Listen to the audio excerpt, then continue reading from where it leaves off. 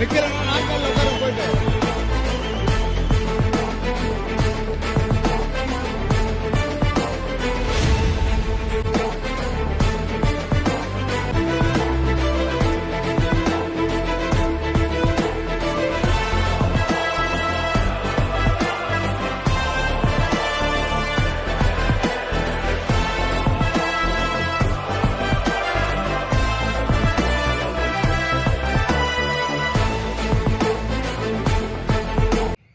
வரலாற்று சிறப்புமிக்க பாட்டாளி மக்கள் கட்சியினுடைய மாநில இளைஞரணி பொதுக்குழு கூட்டத்திற்கு இங்கே வருகை தந்திருக்கக்கூடிய நம்முடைய எதிர்காலம்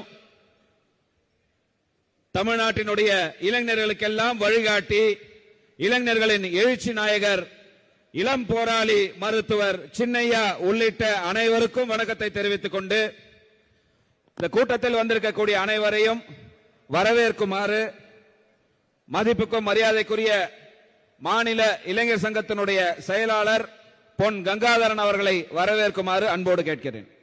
பாட்டாளி இளைஞர் சங்கத்தினுடைய மாநில பொதுக்குழு கூட்டத்திற்கு வருகை தந்து வர இருக்கின்ற 2026 சட்டமன்ற தேர்தலில் பாட்டாளி இளைஞர் சங்கத்தினுடைய பொறுப்பாளர்கள் எவ்வாறு பணி செய்ய வேண்டும் என்று கட்டளையிட்டு இங்கு எழுச்சி உரையாற்ற இருக்கின்ற நம்முடைய பாட்டாளி மக்கள் கட்சியினுடைய தலைவர் மதிப்புக்கும் மரியாதை சின்னையா அவர்களை இந்த இளைஞர் சங்க பொதுக்குழு மூலம் வருக வருக என வரவேற்கிறேன். மேலும் பொதுச் செயலாளர் திரு வடிவேல் ராவணன் அவர்களை வருக வருக என வரவேற்கிறேன். அதேபோன்று பொருளாளர் திருமதி திலகபாமா அவர்களை வருக வருக என வரவேற்கிறேன். தலைமை செயலாளர் பேராசிரியர் செல்வகுமார் அவர்களை இங்கு வருக வருக என வரவேற்கிறேன். இந்த இளைஞர் சங்க பொதுக்குழு கூட்டத்திற்கு தலைமை தாங்கி நடத்தி கொண்டிருக்கின்ற முனைவர் கணேஷ்குமார் அவர்களையும் மற்றும் மாநில இளைஞர் சங்கத்தினுடைய செயலாளர்கள் அனைவரையும் மற்றும் மாநில இளைஞர் சங்கத்தினுடைய துணைத் தலைவர்கள் துணை செயலாளர்கள் மாவட்ட இளைஞர் சங்கத்தினுடைய தலைவர்கள் செயலாளர்கள் துணைத் தலைவர் துணை செயலாளர்கள் அதேபோன்று ஒன்றியம் நகரம் பகுதி பேரூர் மற்றும் ஒட்டுமொத்தமான பாட்டாளி இளைஞர் சங்கத்தில் இருக்கின்ற தமிழ்நாடு முழுவதும் இருந்து வருகை தந்திருக்கின்ற இளைஞர் சங்கத்தினுடைய அனைத்து நிலை பொறுப்பாளர்களையும் பத்திரிகை நண்பர்களையும் ஊடக நண்பர்களையும் காவல்துறை உள்ளிட்ட இங்கு வருகை தந்திருக்கின்ற ஒட்டுமொத்தமான அனைவரையும் பாட்டாளி இளைஞர் சங்கத்தின் சார்பாக வருக வருக என வரவேற்று இந்த பொதுக்குழுவானது நம்முடைய இளம் போராளி அவர்கள் நமக்கு எழுச்சி உரையாற்ற இருக்கிறார். வர இருக்கின்ற சட்டமன்ற தேர்தலில் தமிழ்நாட்டில் திமுகவை மு.க. ஸ்டாலின் ஆட்சியை வீட்டுக்கு அகற்றுவதற்கு ஒரே தலைவர் அண்ணன் அன்புமணியால் மட்டும்தான் முடியும், வேற யாராலும் முடியாது. அண்ணன் இன்னைக்கு ஒரு வருடமாக தமிழ்நாட்டில் ஒட்டுமொத்தமாக சொல்லுகிறேன், தமிழ்நாடு மட்டும் இந்தியாவிலேயே ஒரு தலைவர் அதிக இளைஞர்களையும் பொதுமக்களையும் சந்தித்த தலைவர் ஒரே தலைவர் அண்ணன் அன்புமணி மட்டும்தான். இந்த ஒரு வருஷத்துல குறைஞ்சபட்சம் 1 கோடி பேரை சந்திச்சிருப்பார். 100 நாட்கள் நடைபயணம் மூலம் தமிழ்நாட்டு மக்களுடைய நாடி துடிப்பை பிடித்து பார்த்திருக்கிறார் அண்ணன் அன்புமணி அவர்கள். அது மட்டும் மாமல்லபுரத்தில் மிகப்பெரிய இளைஞர் பட்டாளத்தை கூட்டி அழகு பார்த்தார். அப்படியாப்பட்ட ஒரு இளம் தலைவர் இன்னைக்கு தமிழ்நாட்டில் சிறந்த எதிர்க்கட்சி தலைவராக இன்னைக்கு தமிழ்நாட்டு மக்கள் மத்தியில அண்ணனுடைய அறிக்கை, அண்ணனுடைய பேச்சு இன்னைக்கு ஒட்டுமொத்த மக்கள் மத்தியிலும் ஒரு எழுச்சி இருக்கிறது.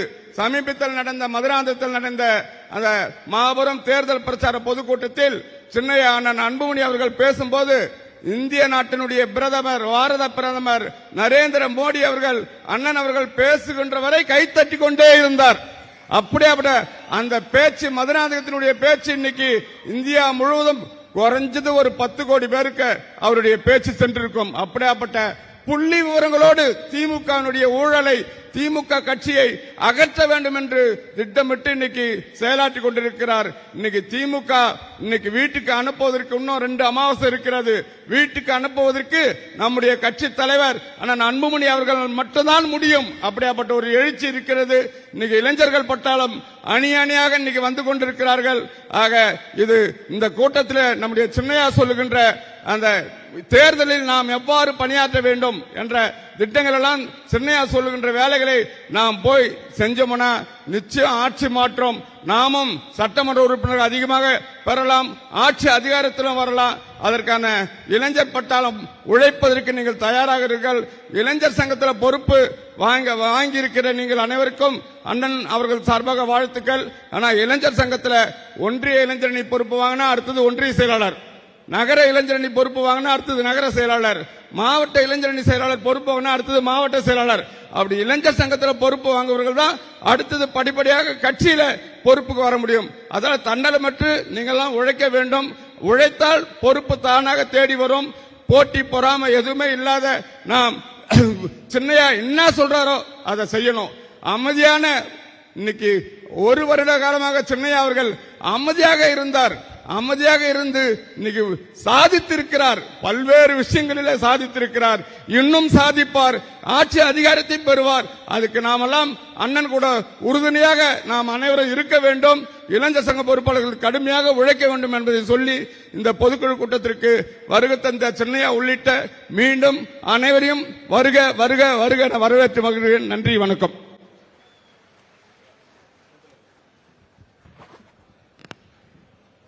புதுச்சேரி மாநிலத்தினுடைய செயலாளர் எங்க இருந்தாலும் மேடைக்கு வருமாறு உங்களை கேட்டுக்கிறேன். தலைவர் எல்ஜி சேகர் வெளியில இருந்தீங்கன்னா தயவு செய்து மேடைக்கு வருமாறு உங்களை கேட்டுக்கொண்டு, அடுத்தபடியாக பாட்டாளி மக்கள் கட்சியினுடைய இளைஞர் சங்கத்தினுடைய செயலாளர் மரியாதைக்குரிய தர்மபுரி PV செந்தில் அவர்கள் உங்களுடைய ஒரு சில வார்த்தைகள் பேசுவார்.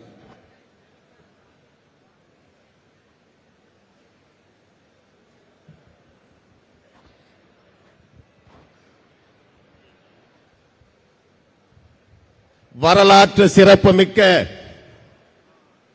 பாட்டாளி இளைஞர் சங்கத்தினுடைய பொதுக்குழு கூட்டத்திற்கு தலைமை பொறுப்பை ஏற்றிருக்கிற இளைஞர் சங்கத்தினுடைய மாநில தலைவர், முன்னாள் சட்டமன்ற உறுப்பினர் அருமை சகோதரர் கணேஷ்குமார் அவர்களே, இந்த நிகழ்ச்சிக்கு முன்னிலை பொறுப்பை ஏற்றிருக்கிற மாநில இளைஞர் சங்கத்தினுடைய செயலாளர்களே, நம்ம எல்லாம் வரவேற்புரை ஆற்றிவிட்டு சென்றிருக்கிற மாநில இளைஞர் சங்கத்தினுடைய செயலாளர் மரியாதைக்குரிய அண்ணன் பொன் கங்காதரன் அவர்களே, இந்த நிகழ்ச்சியிலே கலந்து கொண்டு எழுச்சி உரை ஆற்றிருக்கிற பாட்டாளி மக்கள் கட்சியினுடைய தலைவர், லட்சோப லட்ச இளைஞர்களின் உடன்பிறவாய் அண்ணன், முன்னாள் மத்திய சுகாதாரத்துறை அமைச்சர் அண்ணன் அன்புமணி ராமதாஸ் அவர்களே, இந்த நிகழ்ச்சியிலே கலந்து கொண்டிருக்கிற பாட்டாளி மக்கள் கட்சியினுடைய பொதுச் செயலாளர் அண்ணன் வடிவேல் ராவணன் அவர்களே, மாநில பொருளாளர் திலகபாமா அவர்களே, தலைமை நிலைய செயலாளர் அண்ணன் செல்வகுமார் உள்ளிட்ட இந்த நிகழ்ச்சியிலே கலந்து கொண்டு 2026 நடைபெறுகிற சட்டமன்ற தேர்தலில் பாட்டாளி மக்கள் கட்சியினுடைய வெற்றிக்காக அண்ணன் அன்புமணி ராமதாசனுடைய தலைமையிலே மகத்தான வெற்றிகளை குறைப்போம் என்று வருகை தந்திருக்கிற அண்ணன் அன்புமணி ராமதாசின் உடன்பிறவாய் தம்பிகளே, உங்கள் அனைவருக்கும் வணக்கம். பாட்டாளி மக்கள் கட்சியினுடைய இளைஞர் சங்க பொதுக்குழு இது ஒரு வரலாற்று சிறப்புமிக்க பொதுக்குழு. ஆண்டுதோறும் நாம் இளைஞர் சங்க பொதுக்குழுக்களை நடத்தி கொண்டிருக்கிறோம். இந்த 2026 சட்டமன்ற பொதுக்குழுவினுடைய சிறப்பு தேர்தலை நாம் எதிர்கொண்டிருக்கிறோம். வருகிற சட்டமன்ற தேர்தலில் பாட்டாளி மக்கள் கட்சியினுடைய தலைமையிலே அண்ணா திராவிட முன்னேற்ற கழகத்தினுடைய தேசிய ஜனநாயக கூட்டணியுடைய வெற்றி கூட்டணியை அமைத்து கொடுத்த நம்முடைய பாட்டாளி மக்கள் கட்சியினுடைய தலைவர் அண்ணன் அன்புமணி ராமதாஸ் அவர்களுக்கு பாட்டாளி இளைஞர் சங்கத்தின் சார்பில் நன்றியினை தெரிவித்துக் கொள்கிறோம். இன்றைக்கு தமிழகத்தில் நடந்து கொண்டிருக்கிற ஊழல் நிறைந்த ஆட்சி, காட்டாட்சி, அராஜக ஆட்சி, இடஒதுக்கீட்டுக்கு எதிரான ஆட்சியாக இருக்கிற இந்த திமுகவை பாட்டாளி இளைஞர் சங்கத்தில் இருக்கிற ஒவ்வொரு பொறுப்பாளரும் வீடு வீடாக தெரு தெருவாக சென்று பாட்டாளி மக்கள் கட்சியினுடைய கொள்கைகள், அண்ணன் அன்புமணி ராமதாஸ் அவர்கள் செய்திருக்கிற சாதனைகள், இன்றைக்கு ஆண்டு கொண்டிருக்கிற திராவிட முன்னேற்ற கழகம் இடஒதுக்கீட்டுக்கு செய்திருக்கிற துரோகங்களை எல்லாம் பட்டி தொட்டி எங்கும் சொல்லி தமிழகத்திலே போட்டியிடுகிற 234 தொகுதிகளிலும் நம்முடைய கூட்டணி தேசிய ஜனநாயக கூட்டணி பாமக, அதிமுக, பிஜேபியில போட்டியிடுகிற வேட்பாளர்கள் வெற்றி பெறுவதற்கு இளைஞர் சங்கத்தில் இருக்கிற ஒவ்வொருவரும் கடுமையாக உழைக்க வேண்டும் என்று கேட்டு இன்றைக்கு தமிழகத்தில் இருக்கிற இளைஞர்கள் மது போதையிலே இருந்து, புகைப்பழக்கத்திலே இருந்து மீட்ட பெருமை இங்கே அமர்ந்திருக்கிற நம்முடைய முன்னாள் மாநில இளைஞர் சங்கத்தினுடைய தலைவராக இருக்கிற சின்னையா அவர்களுக்கு தான் சாரும். தமிழ்நாடு முழுவதும் இளைஞர் சங்க மாநாடுகள், மரக்கன்றுகள் நடுதல், ரத்த தான முகாம் நடத்துதல், இப்படி தொடர்ந்து இளைஞர் சங்கத்தின் சார்பிலே பல பணிகளை செய்து தமிழ்நாட்டில் இருக்கிற இளைஞர்களை நல்வழிப்படுத்திய பெருமை. அது மட்டுமல்லாமல் திருக்குறளை மிஞ்சுகிற விதத்தில் அற்புதமான 10 உறுதிமொழிகளை தந்து இன்றைக்கு இளைஞர்களை நல்வழிப்படுத்திய பெருமைக்கு சொந்தக்காரராக இருக்கிற அண்ணன் அன்புமணி ராமதாசனுடைய தலைமையில் 2026 தேர்தலிலே சாதனை படைப்போம். சாதனை படைக்கலாமா? சாதனை படைப்போம், வெற்றி பெறுவோம் என்று சொல்லி வாய்ப்புக்கு நன்றி கூறி விடைபெறுகிறேன். நன்றி, வணக்கம்.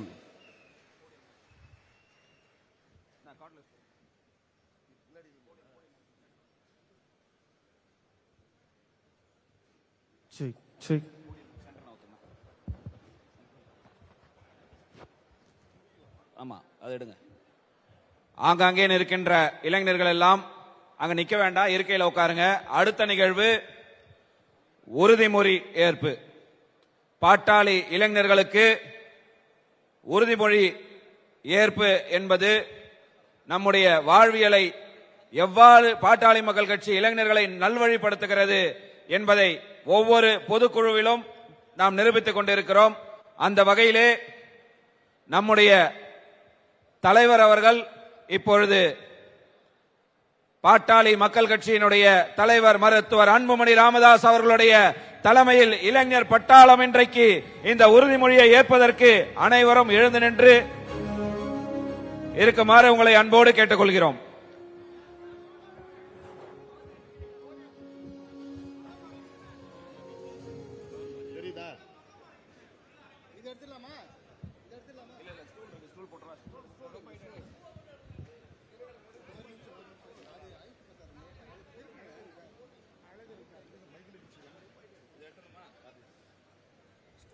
இருக்குதா ஸ்டூல்?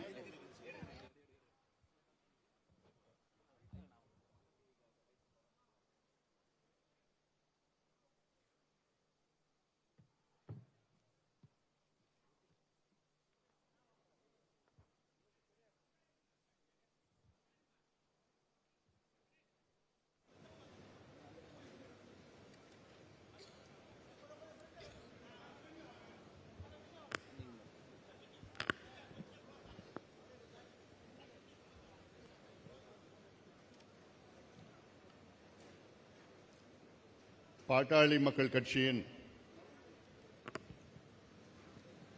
மாநில இளைஞர் சங்கத்தின் பொதுக்குழு சென்னை ராயப்பேட்டா பகுதியிலே மிக சிறப்பாக நடைபெற்றுக் கொண்டிருக்கிறது. இந்த பொதுக்குழுவுக்கு வருகை தந்து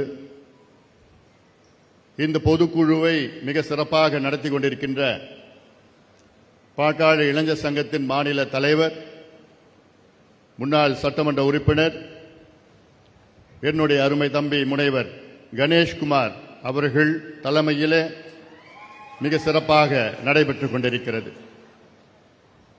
இந்த பொதுக்குழுக்கு வருகை தந்து இறுதியாக பேச இருக்கின்ற நம் கட்சியின் பொதுச் செயலாளர் வடிவேல் ராவணன் அவர்களும், பொருளாளர் அருமை சகோதரி திலகபாமா அவர்கள், தலைமை நிலை செயலாளர் பேராசிரியர் செல்வகுமார் அவர்கள் மற்றும் மேடையில் இருக்கின்ற அனைத்து பாட்டாளி இளைஞர் சங்கத்தின் செயலாளர்களும் இங்கே மிக எழுச்சியோடு, வீரத்தோடு, வேகத்தோடு நடைபெறுகின்ற இந்த மோசமான திமுக ஆட்சியை நாங்கள் அகற்றியே தீருவோம் என்று சபதம் ஏற்று வருகை தந்திருக்கின்ற என் உயிரினும் மேலான என் தம்பிகளே, பாட்டாளி இளைஞர் சங்கத்தின் அனைத்து நிலை நிர்வாகிகளே, உங்கள் அனைவரையும் நானும் ஒரு முறை அன்போடு வரவேற்கின்றேன். ஒவ்வொரு இளைஞர் சங்க கூட்டத்திலும் நாம் உறுதிமொழி எடுத்துக்கொள்வோம். இந்த உறுதிமொழி நம் நாட்டையும், தமிழ்நாட்டையும், நம் மக்களையும், நம் மொழியையும், நம் பண்பாட்டையும் பாதுகாப்போம், வேளாண்மை பாதுகாப்போம், பெண்களை மதிப்போம் என்று ஒவ்வொரு முறையும் நாம் உறுதிமொழி எடுத்து அதை நடைமுறையில் நீங்கள் எடுத்துக்காட்டாக இருப்பீர்கள். அந்த வகையிலே இன்றும் நாம் எல்லோரும் சேர்ந்து மீண்டும் உறுதிமொழி நாம் இன்று எடுத்துக்கொள்வோம். உங்களுடைய வலது கரத்தை இதுபோன்று நீட்டி நான் சொல்வதை நீங்கள் உறுதியாக ஏற்ற வேண்டும். 1. எல்லோருக்கும் தரமான, சமச்சீரான, கட்டணமில்லா, சுமையில்லா, திறன்சார் கல்வி, அறிவுசார் கல்வி, தொழில் கல்வி கட்டாயமாக வழங்கப்படுவதை உறுதி செய்ய பாடுபடுவோம். 2. சமூக நீதி எங்கள் உயிர் மூச்சு கொள்கை என வீர முழக்கம் செய்வோம். வன்முறை, பயங்கரவாதம் உள்ளிட்ட சமூக தீமைகளுக்கு எதிராக பரப்புரை செய்து விழிப்புணர்வை ஏற்படுத்துவோம். 3. தமிழரின் மொழி, பண்பாடு, கலை, நாகரிகம் ஆகியவற்றை காப்போம். அதே நேரத்தில் வெறுப்பு அரசியலை விலக்கி அனைத்து சாதி, மதம், இனம், மொழி, பண்பாடு, கலைகளையும் மதிப்போம். 4. 108 அவசர ஊர்தி புரட்சி போன்று அனைவருக்கும் தரமான, கட்டணமில்லா மருத்துவம் அரசு மருத்துவமனைகளில் கிடைப்பதை உறுதி செய்வோம். 5. உணவு படைக்கும் உழவர்கள்தான் நமது கடவுள் என்பதை மனதில் நிறுத்தி வேளாண்மையை லாபமான தொழிலாக மாற்ற பாடுபடுவோம். நீர் மேலாண்மை குறித்து விழிப்புணர்வு ஏற்படுத்துவோம். நீர் ஆதாரங்களை பாதுகாப்போம். ஏரி குளங்களை தூர்வாரி வளம் சேர்ப்போம். 6. தொழில் வளம் பெருக்க குரல் கொடுப்போம். தொழில் நிறுவனங்களை சாத்தியமான முதலீட்டில் தொடங்கி வேலைவாய்ப்பை உருவாக்குவோம். இனி வரும் காலங்களில் இளைஞர்கள் வேலை தேடுவோராக இல்லாமல் வேலை தருவோராக திகழும் நிலையை ஏற்படுத்துவோம். 7. ஒரு பைசா ஊழல் இல்லாத நேர்மையான, தூய்மையான ஆட்சி அமைக்க உறுதியேற்போம். ஓட்டுக்கு பணம் கொடுக்கும் கலாச்சாரத்தால் ஏற்படும் தீமைகள் குறித்து மக்களிடம் பரப்புரை செய்வோம். 8. மது கஞ்சா ஒழிப்பே மக்கள் பணி. மது மற்றும் கஞ்சாவின் தீமைகள் குறித்து விழிப்புணர்வு ஏற்படுத்தி தமிழ்நாட்டில் ஒரு சொட்டு மது மற்றும் கஞ்சா இல்லாத தமிழகம் அமைப்போம். 9. பெண்களை பாதுகாப்போம். பெண்களை பாதுகாப்போம். பெண்மையை போற்றுவோம். வரதட்சணை கொடுமையை ஒழிப்போம். பெண்களுக்கு எதிரான குற்றங்களை ஒழிக்கவும் பெண்கள் அச்சமின்றி நடமாடவும் ஏற்ற சூழலை உருவாக்குவோம். 10. சுற்றுச்சூழலை பாதுகாப்போம்.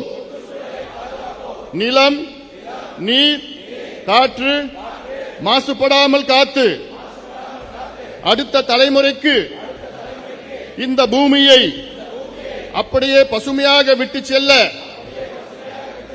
இளைஞர் சக்தியை பயன்படுத்துவோம்.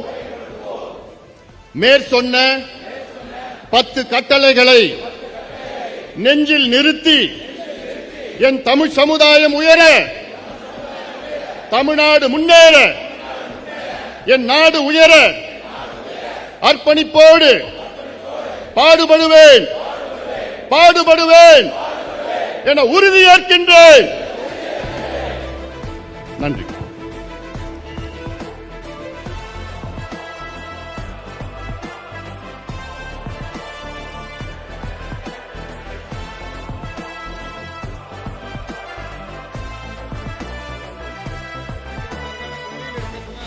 இங்க நிக்கிறவங்க போய் நாற்காலில உட்காருங்க.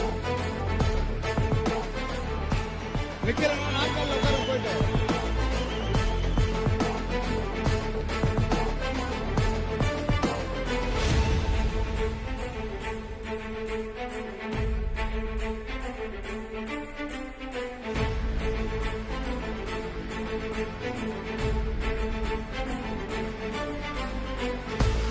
பாட்டாளி இளைஞர் சங்கத்தின் மாநில பொதுக்குழுவை மிக சிறப்பாக நடத்தி கொண்டிருக்கின்ற பாட்டாளி இளைஞர் சங்கத்தின் மாநில தலைவர், முன்னாள் சட்டமன்ற உறுப்பினர், அருமை தம்பி முனைவர் கணேஷ்குமார் அவர்களே, பாட்டாளி மக்கள் கட்சியின் பொதுச் செயலாளர் மரியாதைக்குரிய திரு வடிவேல் ராவணன் அவர்களே, பொருளாளர் அருமை சகோதரி திலகபாமா அவர்களே, தலைமை நிலை செயலாளர் பேராசிரியர் செல்வகுமார் அவர்களே, மற்றும் பாட்டாளி இளைஞர் சங்கத்தின் செயலாளர்கள், என்னுடைய அருமை தம்பிகள் முருகசாமி அவர்கள், செந்தில் அவர்கள், கங்கா அவர்கள், வடிவேல் அவர்கள், ராஜசேகர் அவர்கள், பிரசாத் அவர்கள், தீனன் அவர்கள், அண்ணாமலை அவர்கள்,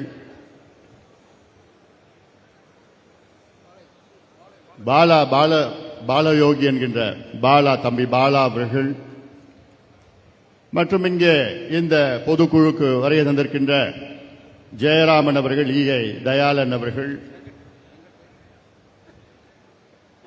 ராதா அவர்கள், எஸ் பொன்மலை அவர்கள், தஞ்சாவூர் வெங்கட்ராமன் அவர்கள், எல்ஜி சேகர் அவர்கள், ரமேஷ் அவர்கள் உள்ளிட்ட இங்கே மேடையில் இருக்கின்ற அத்துணை நிர்வாகிகளுக்கும், இங்கே இந்த பொதுக்குழுவுக்கு எழுச்சியோடு, வீரத்தோடு, வேகத்தோடு, வெற்றி முழக்கத்தோடு, சீருடையோடு வருகை தந்திருக்கின்ற என் இளைஞர் சங்கத்தின் தம்பிகளே, என் தங்கைகளே,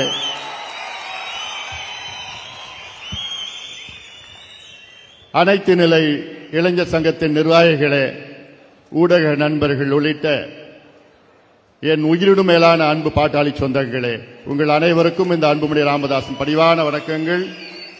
உங்களை இன்று சந்திப்பதில் மிக்க மிக்க மகிழ்ச்சி. நானும் மீண்டும் ஒரு உங்களை அன்போடு வரவேற்கின்றேன். நம் கட்சியிலே மிக முக்கியம் இளைஞர் சங்கம். இளைஞர்கள் உங்களை நம்பித்தான் நம் கட்சி இருக்கிறது. நீங்கள் வருகின்ற சட்டமன்ற தேர்தலில் அர்ப்பணிப்போடு நீங்கள் பணியாற்ற வேண்டும். இன்னும் 2 மாதத்தில் தேர்தல். இந்த தேர்தலில் எப்படி நீங்கள் செயல்பட வேண்டும் என்று கடந்த 6 மாதங்களாக உங்களுக்கு நான் சொல்லி வருகின்றேன். இந்த தேர்தலுடைய சூழல் பற்றி உங்களுக்கு தெரியும். நம் கட்சிக்குள் நடக்கின்ற இந்த சூழலும் அதுவும் உங்களுக்கு தெரியும். இந்த குழப்பங்களுக்கு யார் காரணம் என்றும் உங்களுக்கு தெரியும். இதற்கெல்லாம் ஒரே காரணம் யார் என்றால் திமுக, ஆளுகின்ற திமுக. திமுகவை ஆட்சியை விட்டு விரட்டி அடிக்க வேண்டும். இனி தமிழ்நாட்டில் திமுக ஆட்சி நடைபெறக்கூடாது. இந்த தேர்தல் நமக்கு மிக முக்கியமான ஒரு தேர்தல். அதுக்காகத்தான் கடந்த 4 மாதத்திற்கு முன்பு தமிழ்நாடு முழுவதும் ஒரு நடைபயணத்தை மேற்கொண்டு ஒரு விழிப்புணர்வு ஏற்படுத்தி திமுகவுடைய அவல ஆட்சியை பற்றி அனைத்து தரப்பு மக்களை சந்தித்து அதை தெளிவுபடுத்தினேன். அதன் பிறகு மிகப்பெரிய மாற்றம் தமிழ்நாட்டில் வந்திருக்கிறது. ஆக இங்கே வந்திருக்கின்ற என் தம்பிகளும் தங்கைகளும் இன்னும் 2 மாதம் இருக்கிறது உங்களுக்கு. திமுக பணத்தை நம்பி இருக்கிறது, அவ்வளவுதான். பணம் மட்டும்தான் வச்சிருக்கிறாங்க. அவங்க ஆளு கிடையாது. கிராமத்திலையும் இல்ல, பூத்திலையும் இல்ல, எங்கேயுமே கிடையாது.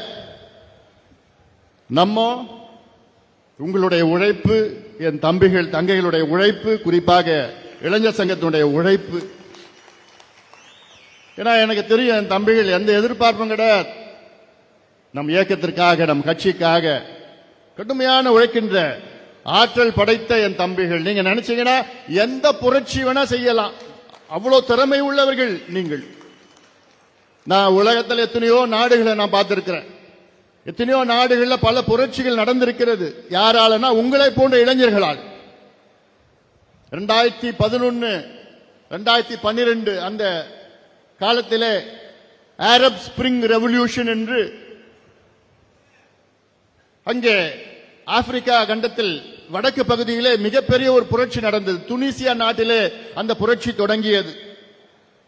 பிறகு லிபியா, ஈஜிப்ட் போன்ற நாடுகளில் அந்த புரட்சி பரவி 27 ஆண்டுகள் 30 ஆண்டுகளாக ஆண்ட அதிபர்களை ஒரே வாரத்திலே தூக்கி எறிய வைத்த அந்த நாட்டின் இளைஞர்கள். அவர்களை விட நீங்கள் திறமைசாலிகள். அவர்களை விட நீங்கள் வீரமுள்ளவர்கள். ஏன் அங்க போனோம்? இந்தியாவுல அண்டை நாடுகள். கடந்த ஆண்டு பங்களாதேஷிலே நடந்த மிகப்பெரிய ஒரு புரட்சி, ஆட்சி மாற்றம் நடந்தது. கடந்த ஆண்டு நேபாளில் நாட்டிலே மிகப்பெரிய ஒரு புரட்சி, ஆட்சி மாற்றம் நடந்தது. அதற்கு முந்தைய ஆண்டிலே இலங்கையிலே மிகப்பெரிய ஒரு புரட்சி, ஆட்சி மாற்றம் நடந்தது.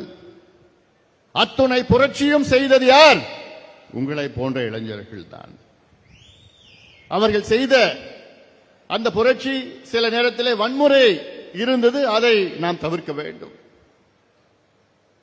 ஆனால் தமிழ்நாட்டிலே ஒரு புரட்சி உங்களால் நடைபெற வேண்டும், நடைபெற்றுக் கொண்டிருக்கிறது. இன்னும் இறுதி கட்டம் இன்னும் 2 மாதத்திலே. அதனால்தான் களத்திலே இறங்குங்கள். இந்த தீய சக்தி திமுகவை பற்றி சொல்லுங்கள். இந்த ஊழல் திமுகவை பற்றி சொல்லுங்கள். இந்த மக்கள் விரோத சக்தி திமுக, பெண்களுக்கு எதிரான சக்தி திமுக, கஞ்சா விற்கின்ற திமுக, மது விற்கின்ற திமுக, கேடு கட்ட திமுக ஆட்சியை பற்றி நீங்கள் வீதி வீதியாக, வீடு வீடாக, ஊர் ஊராக சொல்லுங்கள். சொல்லி ஒரு மாற்றம் உறுதியாக நடக்கும், உறுதியாக நடக்கும். நல்ல கூட்டணிகளே நாம் சென்றிருக்கின்றோம். தமிழ்நாட்டிலே அண்ணா திமுக தலைமையிலான தேசிய ஜனநாயக கூட்டணி, மிகப்பெரிய கூட்டணி, வெற்றி கூட்டணியில் நாம் சேர்ந்திருக்கின்றோம். உறுதியாக நம் கூட்டணி வெற்றி பெறும். குறைந்தது 200 தொகுதிகளில் நாம் வெற்றி பெறுவோம். குறைந்தது. என்னுடைய ஆசை திமுக ஒற்றை இலக்கு தான். எண்ணிக்கையில 10க்குள்ள அவ்வளவுதான் வருவாங்க. அதை பார்த்துட்டு தான் இருப்பீங்க. ஏன்னா நான் போய் பார்த்துட்டேன், எல்லா பகுதியிலும் பார்த்தா அவ்வளோ மக்கள் கோபத்தில் இருக்கின்றார்கள், திமுக மேல ஆத்திரத்தில் இருக்கின்றார்கள். அனைத்து தரப்பு மக்களும் அதிகமா யாருன்னா பெற்றோர்கள், பெண்கள், இளைஞர்கள், விவசாயிகள், நெசவாளர்கள், அரசு ஊழியர்கள் அன்றாடம் இன்று மக்கள் போராடி கொண்டிருக்கின்றார்கள்.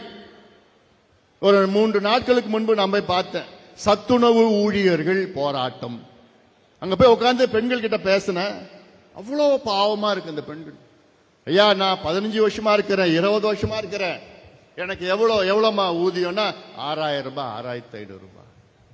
இதை வச்சுட்டு ஐயா எப்படியா நான் வாடகை கொடுக்க முடியும், எப்படி ஐயா என் பிள்ளைகளை நான் படிக்க வைக்க முடியும், எப்படி ஐயா சாப்பிட முடியும், எப்படி ஐயா கரண்ட் பில் கட்ட முடியும், எப்படி ஐயா நான் பஸ்ல போக முடியும், இப்படி எல்லாம் கதறி கொண்டிருக்கின்ற அந்த பெண்கள் இவ்வளவு உழைக்கிறாங்க.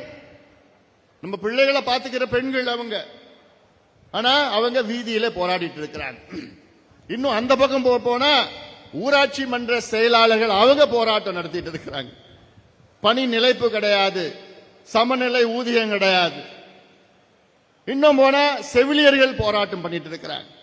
இன்னும் அந்த பக்கம் போனா துப்புரவு பணியாளர்கள், நம் குப்பையை அள்ளுகின்ற துப்புரவு பணியாளர்கள், நம் நாட்டை, தமிழ்நாட்டை தூய்மையாக வைத்துக் கொண்டிருக்கின்ற துப்புரவு பணியாளர்கள், அவங்க பாவம் போராடிட்டு இருக்கிறாங்க. எதுக்கு போராடுறாங்க? 20 வருஷமா நான் வேலையில இருக்கிறேன், இன்னைக்கு திடீர்னு எங்களை வெளியேற்றிடுறாங்க, எங்களுக்கு வேலை இல்லைன்னு சொல்றாங்க, தனியார் மயமாக்கிட்டாங்க. ஸ்டாலின் அவர்களே, நிச்சயமாக அத்துணை தரப்பு மக்களுக்கும் நீங்கள் துரோகம் செய்திருக்கிறீர்கள். ஒரு பக்கம் செவிலியர்கள், ஒரு பக்கம் மருத்துவர்கள், ஒரு பக்கம் இடைநிலை ஆசிரியர்கள், ஒரு பக்கம் துணை பேராசிரியர்கள், ஒவ்வொரு பக்கமும் ஒவ்வொரு போராட்டம் நடந்துட்டு இருக்குது. அத்துணை போராட்டத்திற்கு காரணம் யார் தெரியுமா? முதலமைச்சர் மு க ஸ்டாலின் அவர்கள். ஏன் தெரியுமா? 5 ஆண்டுகளுக்கு முன்பு இதே முதலமைச்சர் மு க ஸ்டாலின் அவர்கள் வாக்குறுதிகளை கொடுத்தார்கள் இத்தனை மக்களுக்கு. என்ன வாக்குறுதி? சத்துணவு ஊழியர்களுக்கு வாக்குறுதி, துப்புரவு பணியாளர்களுக்கு வாக்குறுதி, அரசு ஊழியர்களுக்கு வாக்குறுதி,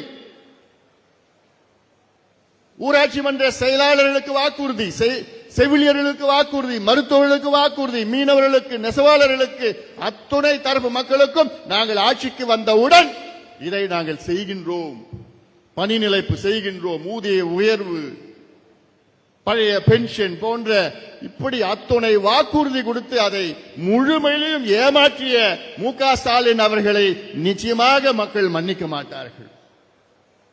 இதைத்தான் நீங்கள் எடுத்து செல்ல வேண்டும், சொல்ல வேண்டும். இந்த செய்தி தான் நீங்க வீடு வீடா போய் சொல்லுங்க. எல்லார் வீட்லயும் யாராவது அங்க இருப்பாங்க. யாரு? பெண்கள், பெற்றோர்கள், இல்ல அரசு ஊழியர்கள், இல்ல செவிலியர்கள் இருப்பாங்க, துப்புரவு பணியாளர்கள் இருப்பாங்க.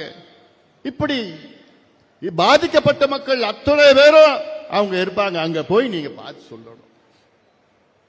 ஏன்னா இது அவசியமான, அந்த அளவுக்கு ஒரு மோசமான ஆட்சி. ஆனால் நாடகம் ஆடிக்கொண்டிருக்கின்ற ஸ்டாலின் அவர்கள், எனக்கு ஒரு அதாவது இந்த 2 மாதத்துல 2 மாதங்களும் இல்ல, 1.5 மாதத்துல 45 நாள்ல ஸ்டாலின் அவர்கள் 26 அறிவிப்புகள் வெளியிட்டிருக்கின்றார். இதுதான் பெரிய ஜோக்கு. 5 ஆண்டு காலம் ஆட்சியில் இருந்த ஸ்டாலின் அவர்கள் அப்பெல்லாம் விட்டுட்டார். என்னன்னு ஆட்சி அவர் என்னன்னு கூட தெரியல, என்ன நடக்குதுன்னு கூட தெரியல, அது வேற.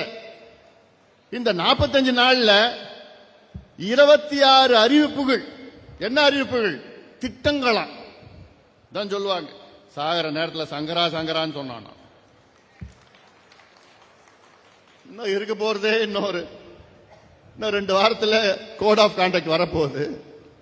5 ஆண்டு காலம் தூங்கிக் கொண்டிருந்த திமுக தேர்தல் வந்தவுடன் முழித்துக் கொண்டு, அதுவும் எப்படிப்பட்ட வாக்குறுதிகள், எப்படிப்பட்ட திட்டங்கள், இது திட்டங்களா அதெல்லாம்?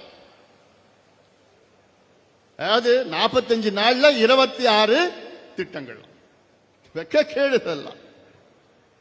அதாவது இதுல நான் எனக்கு படிக்கிறதுக்கு கூட மனசு வரல. ஆனாலும் உங்களுக்கு கொஞ்சம் தெரிவிக்கணும். இன்னுயிர் காப்போம் நம்பிக்கை நம்மை காக்கும் 48 நலன் காக்கும் ஸ்டாலின் யார நலத்தை காட்டான்னு தெரியல. பாதம் காப்போம், இதயம் காப்போம், கலைஞர் கனவு இல்லம், அன்பு கரங்கள் திட்டம், அன்பு சோலை திட்டம். இது யாராவது கேள்விப்பட்டிருக்கீங்களா? நான் நிச்சயமா யாருமே கேள்விப்படல. ஆனாலும் இது தினம் ஏதாவது அறிவிப்பு ஏதோ எழுதி கொடுப்பாங்க, அது படிச்சுட்டு போவாரு. அவருக்கும் என்னன்னு தெரியாது, எழுதி கொடுத்த அதிகாரிக்கும் என்னன்னு தெரியாது, அதுக்கு நிதியும் கிடையாது, எதுவுமே கிடையாது. ஆனா மக்கள் ஏமாந்துருவாங்கன்னு இவங்க நினைச்சிட்டு இருக்கிறாங்க. ஏமாற போவதே இவங்க தான். தோழி விடுதியா, குறு சிறு நிறுவனங்களுக்கு கடன் உத்தரவாத திட்டமா, கலைஞர் அனைத்து கிராம ஒருங்கிணைப்பு வேளாண் வளர்ச்சி திட்டமா, கலைஞர் நகர்ப்புற மேம்பாடு திட்டமா, உங்களுடன் ஸ்டாலின். தினம் தானே ஸ்டாலின் அவர்களை உங்களை டிவியில பாக்குறோம். ஒரு அறிவிப்பு ஏதோ ஒண்ணு எழுதி கொடுத்து படிச்சுட்டு போறீங்க. கலைஞர் கைவினை திட்டமா, உள்ளாட்சி அமைப்புகள்னா அயோத்தியதாஸ் பண்டிதர் குடியிருப்பு, தொல்குடி திட்டம், டாக்டர் கலைஞர் விளையாட்டு திட்டம், பேராசிரியர் அன்பழகனார் கல்வி திட்டம், பேருக்கு குறைச்சல் இல்லை. பெருந்தலைவர் காமராஜ் திட்டம், ஏதோ திட்டம், அண்ணல் அம்பேத்கர் திட்டம், முதலமைச்சர் இப்பதான் உங்களுக்கு தெரியுது பேரெல்லாம். தேர்தல் நெருங்க முதலமைச்சர் தாயுமான திட்டமா, முதலமைச்சர் கிராம சாலை மேம்பாடு. இது ஸ்டாலின் அவர்கிட்ட கேட்டாலே தெரியாது.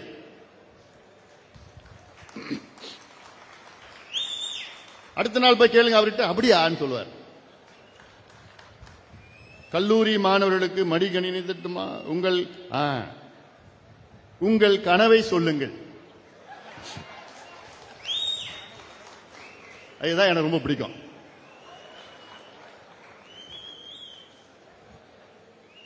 உங்கள் கனவை சொல்லுங்கள். சொல்லிடலாமா? ரெடியா? அதுல என்ன பண்ணுங்க, அந்த வெப்சைட்டுக்குள்ள போங்க.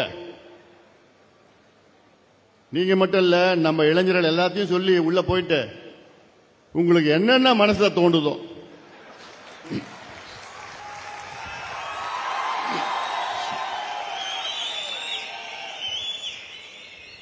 பதிவு பண்ணிடுங்க. கெட்ட வார்த்தையை தவிர.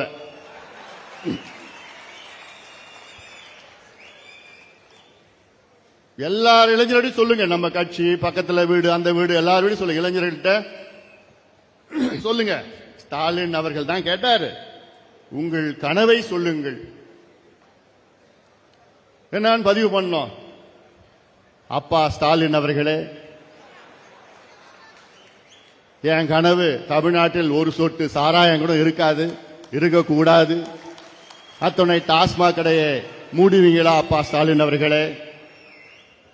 அப்பா ஸ்டாலின் அவர்களே, எங்க ஊர்ல தெரு தெருவா கஞ்சா விற்கிறாங்க, கல்லூரி வாசல்ல கஞ்சா விற்கிறாங்க, பள்ளிக்கூட வாசல்ல கஞ்சா விற்கிறாங்க. இந்த தலைமுறையை நாசப்படுத்திட்டீங்களே ஸ்டாலின் அவர்களே, எப்படியாவது இந்த கஞ்சாவை தடுக்க முடியுமா அப்பா ஸ்டாலின் அவர்களே? அதுதான் என்னுடைய கனவு ஸ்டாலின் அவர்களே. அப்பா ஸ்டாலின் அவர்களே, இந்த சாதிவாரி கணக்கெடுப்பு நடத்தாத காரணத்தால் தான் எங்களுக்கெல்லாம் வேலை கிடைக்கல. எல்லா சமுதாயம் பின்தங்கி போயிடுச்சு. மற்ற மாநிலங்கள்ல கணக்கெடுப்பு நடத்தி அங்க இடஒதுக்கீடு அதிகப்படுத்திட்டாங்க, வேலை கொடுத்துட்டாங்க, கடன் கொடுத்துட்டாங்க, வீடு கட்டி கொடுத்திருக்கிறாங்க, சமூக நலத்திட்டம் கொடுத்திருக்கிறாங்க, படிப்பு கொடுத்திருக்கிறாங்க, எல்லாம் கொடுத்து அங்க வளர்ச்சி பெற்றுட்டு இருக்கிறாங்க. ஆனா நீங்க தமிழ்நாட்டில் வேணுமே சாதிவாரி கணக்கெடுப்பு நடத்தாத காரணத்தால் தான் நாங்கெல்லாம் படிப்பு இல்ல, வேலை இல்ல, இன்னைக்கு ஏழ்மையில வாழ்ந்து கொண்டிருக்கின்றோம். அப்பா ஸ்டாலின் அவர்களே, அப்பா ஸ்டாலின் அவர்களே, குறிப்பாக பெண்கள் எழுதுங்க. அப்பா ஸ்டாலின் அவர்களே, எங்களால வீட்டு விட்டு வெளியில போக முடியல, தெருவில் நடக்க முடியல, ராத்திரில இல்ல பகல்லே நடக்க முடியல. அப்பா ஸ்டாலின் அவர்களே, நடந்தா எவனா ஒரு கையை பிடிச்சி இழுக்கிறான், எவனா விசில் அடிக்கிறான், எவனா கேலி பண்றான். என்னன்னு பார்த்தா ஒரு பக்கம் குடிச்சிட்டு வந்து இன்னொரு பக்கம் கஞ்சா, போதை, அபின், காக்கேன், ஹெராவின் போதை பொருட்கள் போட்டு எங்களை மானபங்கம் செய்யறாங்க, பாலியல் வன்கொடுமை செய்யறாங்க. எங்களுக்கு பாதுகாப்பு இல்ல அப்பா ஸ்டாலின் அவர்களே. எப்படியாவது இந்த கஞ்சாலாம் ஒழிக்க முடியுமா அப்பா ஸ்டாலின் அவர்களே? அடுத்தது அப்பா ஸ்டாலின் அவர்களே, எல்லா துறையிலும் ஊழல் நடந்திருக்குது அப்பா ஸ்டாலின் அவர்களே. சொல்றாங்க 6 லட்சம் கோடி ஊழல் நடந்திருக்கு தமிழ்நாட்டில் அப்பா ஸ்டாலின் அவர்களே. அது உங்களுக்கு தெரியாதா அப்பா ஸ்டாலின் அவர்களே? இதெல்லாம் நான் சொல்ல நினைச்சுக்காதீங்க. இது உங்களை போன்ற இளைஞர்கள் உங்க மனசுல இருக்கிறது தான் நான் சொல்றேன். இது பதிவு பண்ணுங்க, எல்லாம் பதிவு பண்ணுங்க. ஏன்னா அவர் தான் சொன்னார்ல, அவர் அப்பான்னு கூப்பிடணும்னு சொன்னார். நான் தப்பாலாம் எதுவும் பேசல. அதாவது உங்க மனசுல என்ன இருக்கு சொல்லுங்க. அப்பா ஸ்டாலின் அவர்களே, தமிழ்நாட்டில் 1,30,00,000 இளைஞர்களுக்கு வேலை இல்லை. நாங்க படிச்சுட்டு இருக்கிறோம். எங்க அப்பா அம்மா கடனை வாங்கி எங்களை படிக்க வச்சாங்க. அந்த கடனை திருப்பி அடைக்க முடியல. எனக்கு வேண்டியது என் வாழ்க்கையில சுயமரியாதை நாங்க வாழணும். வாழ்ந்து எங்க அப்பா அம்மா பாதுகாக்கணும், எங்க வீட்டை நாங்க கட்டணும், மற்றவர்கள் போன்று நானும் வாழணும்னு ஆசையா இருக்குது. அப்பா ஸ்டாலின் அவர்களே, நீங்க அறிவிச்ச வேலை வாய்ப்பு என்னாச்சு அப்பா ஸ்டாலின் அவர்களே? நீங்க கொடுத்த வாக்குறுதி என்னாச்சு அப்பா ஸ்டாலின் அவர்களே? நீங்க கொடுத்தீங்க 50 லட்சம் பேருக்கு நாங்க வேலை கொடுப்போம் ஆட்சிக்கு வந்தவுடன் அப்பா ஸ்டாலின் அவர்களே, கொடுத்தீங்களா? இல்ல. தமிழ்நாட்டில் தனியார் தொழில் நிறுவனங்களில் 75 விழுக்காடு வேலை வாய்ப்பு உள்ளூர் இளைஞர்களுக்கு நாங்கள் கொடுக்கின்ற சட்டத்தை கொண்டு வருவோம் என்று சொன்னீங்களே அப்பா ஸ்டாலின் அவர்களே, ஏன் கொண்டு வரல?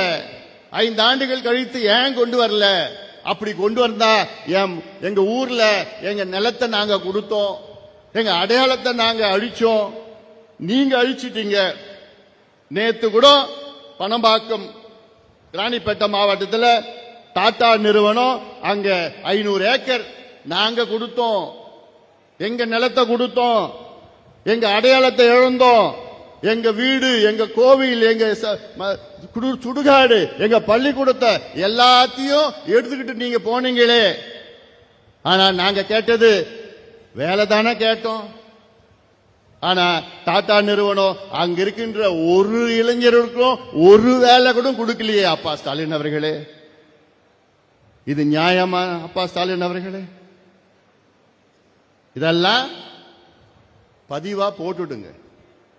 போடுவீங்களா? நல்லா போடுங்க, நல்லா போடுங்க. ஏன்னா ஏதோ விளம்பரம் நினைச்சிட்டு இருக்கிறாங்க. யார சீண்டிட்டாங்க? இப்போ பாட்டாளி குடும்பத்தை சீண்டி இருக்கிறாங்க, நம்மள சீண்டி இருக்கிறாங்க. ஆட்டை கடிச்சு மாட்டை கடிச்சு இப்ப நீங்க மனுஷனை கடிச்சிருக்கிற உனக்கு தெரியும் இப்போ என்னன்னு.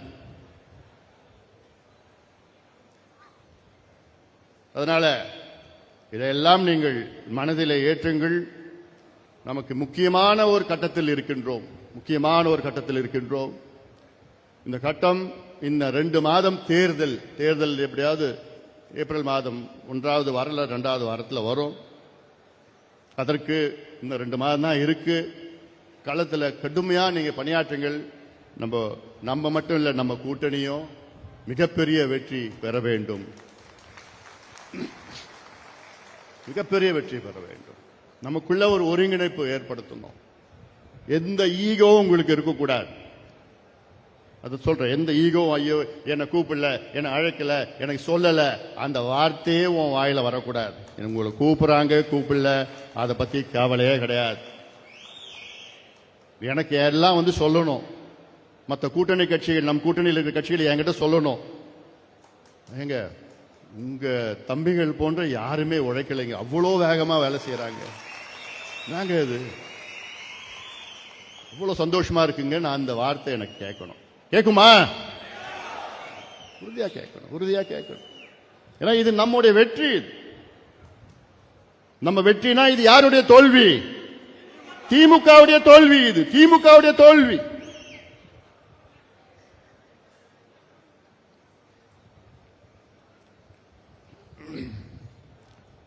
அதை பத்தி பேசக்கூடாதுன்னு, அதாவது ஐயாவை சுத்தி சில துரோகிகள் இருக்கிறாங்க. ஐயா கிட்ட தப்பு தப்பா பொய்யா சொல்லியே ஐயாவுடைய மனசை மாத்தி பொய்யான தகவலை சொல்லி நேத்து கூட நம்ம சின்னம் நம்ம தேர்தல் ஆணையம் நமக்கு தான் அங்கீகாரம் கொடுத்து எல்லாமே இருக்குது. அதையும் ஐயா கிட்ட பொய்ய சொல்லி நம்ம தான் வெற்றி பெற்றோம், நம்ம தான் வந்துருச்சு, இப்படி எல்லாம் சொல்லிக்கிட்டு இருக்கின்ற இந்த துரோகிகள். அதுல ஒரு முக்கியமான துரோகி ஜி.கே. மணி.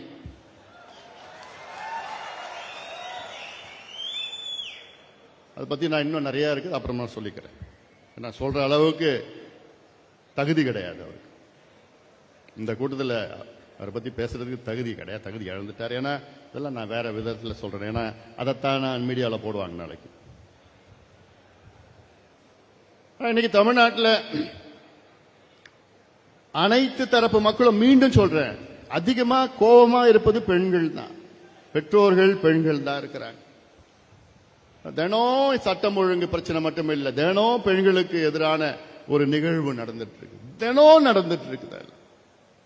அவ்வளோ கோபத்தில் இருக்கின்றார்கள்.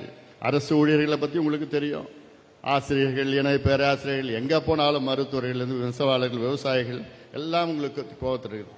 இன்னைக்கு திமுக இன்னைக்கு ஏதோ களத்தில் இருக்கிறாங்க, இல்ல களத்தில் ஏதோ இருக்கிற மாதிரி ஒரு தோற்றத்தை உருவாக்கி இருக்கின்றாங்க. ஒரு இல்யூஷன் தான் திமுக இன்னைக்கு, ஒரு இல்யூஷன், அவ்வளவுதான். அதுக்கு காரணம் என்னன்னா சில ஊடக நண்பர்கள், அவ்வளவுதான். இப்ப எல்லாமே புரிஞ்சுக்கிட்டாங்க அவங்கள பத்தி. இன்னும் கொஞ்ச நாள் ஊடகமும் அவங்க வேலையை காமிச்சிட போது நினைச்சிட்டு இருக்கிறாங்க. ஏன்னா இவ்வளவு ஒரு மோசமான ஆட்சி தமிழ்நாடு பார்த்தது கிடையாதுப்பா. தமிழ்நாட்டில் இது வரைக்கும் சுதந்திரத்துக்கு பிறகு தமிழ்நாட்டில் 16 தேர்தல்கள் நடந்தது. அதில் 12 முதலமைச்சர்கள் தேர்வானார்கள். நம்முடைய கர்ம வீரர் காமராசர் அவர்கள், அண்ணா அவர்கள் போன்ற முதலமைச்சர்கள் 12 பேர் தேர்வு பண்ணாங்க.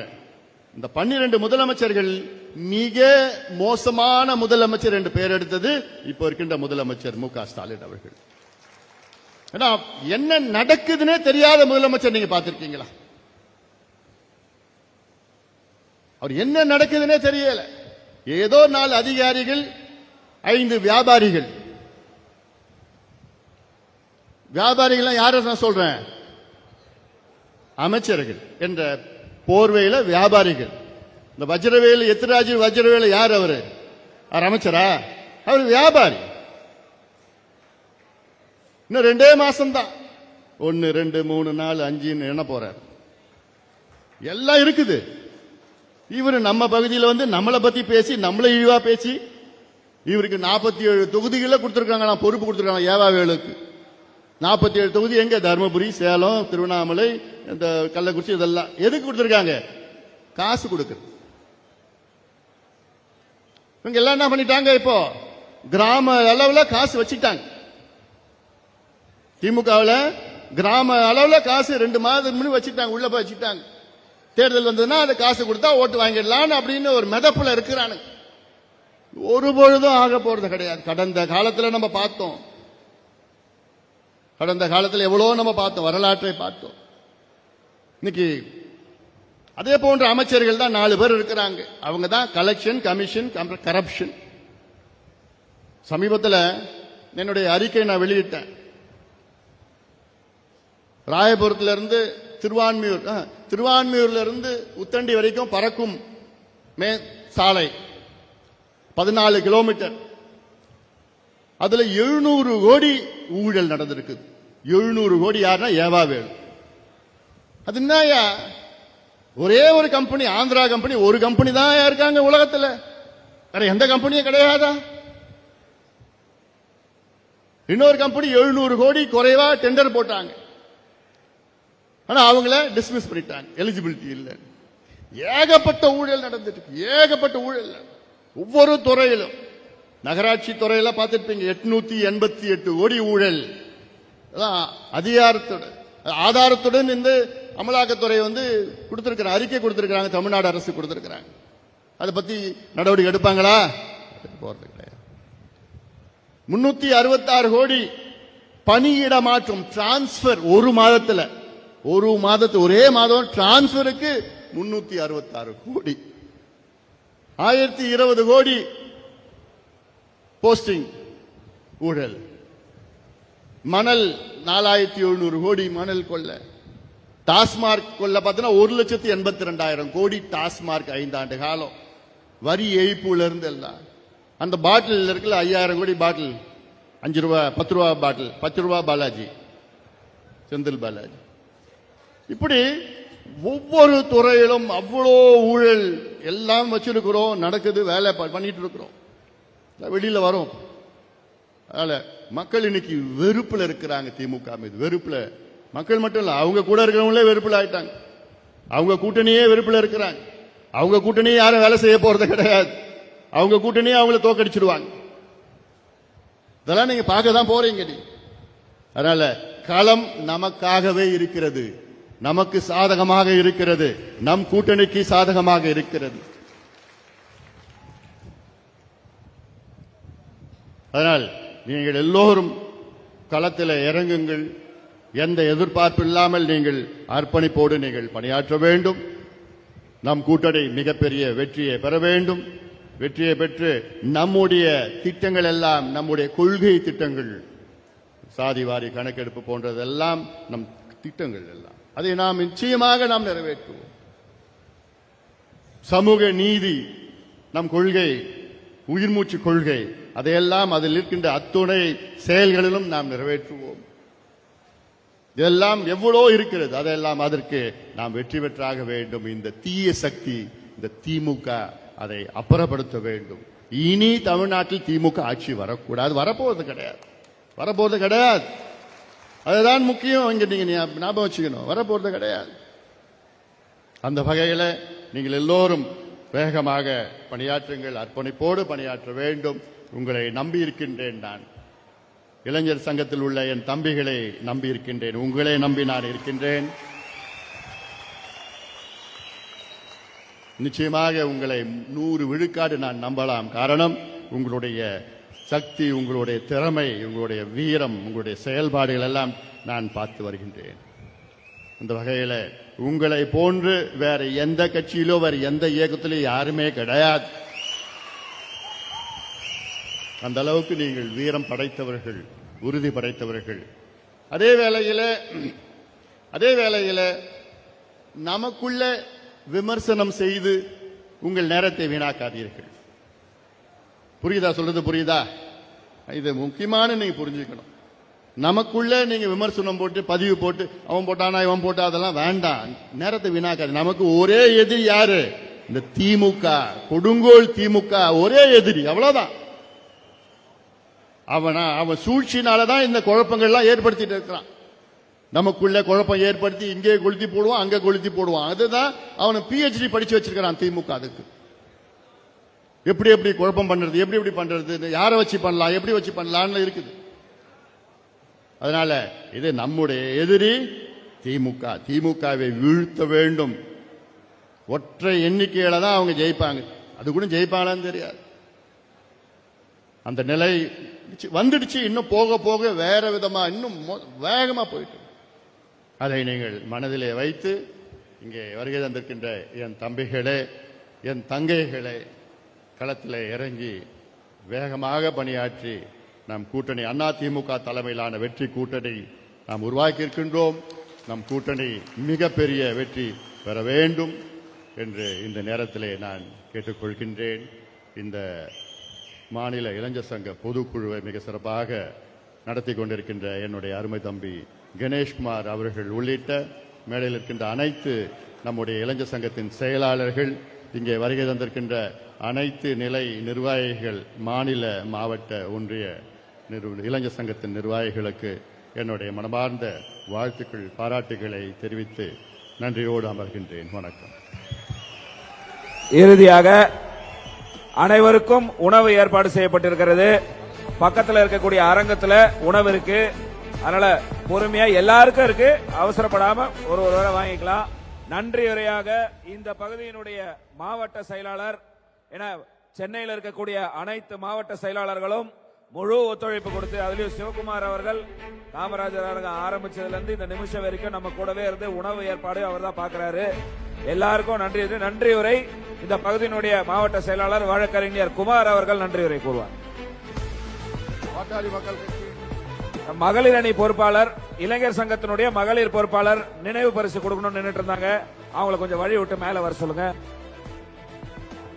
பாட்டாளி மக்கள் கட்சியின் மாநில இளைஞர் பொதுக்குழு கூட்டத்திற்கு வருகை தந்துள்ள இளைஞர்கள் எழுச்சி நாயகன் நூனி ராமதாஸ் அவர்களும் மற்றும் மாநில பகுதி வட்ட அனைத்து நிர்வாகிகளுக்கும் மத்திய சென்னை கிழக்கு மாவட்ட சார்பாக நன்றியை தெரிவித்துக் கொள்கின்றேன். நன்றி, வணக்கம்.